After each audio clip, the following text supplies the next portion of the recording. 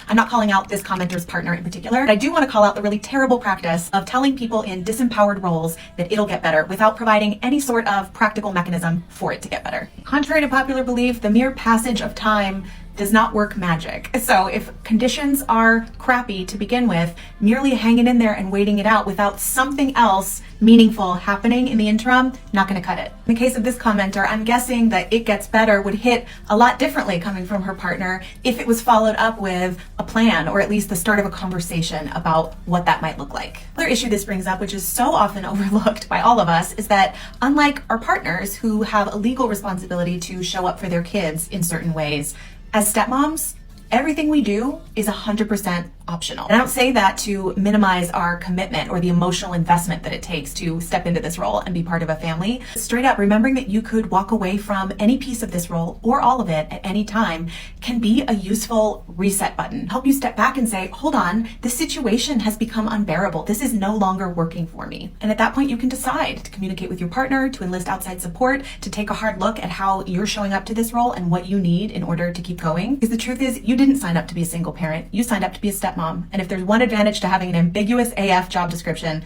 it's that you get to define it for yourself. Good luck.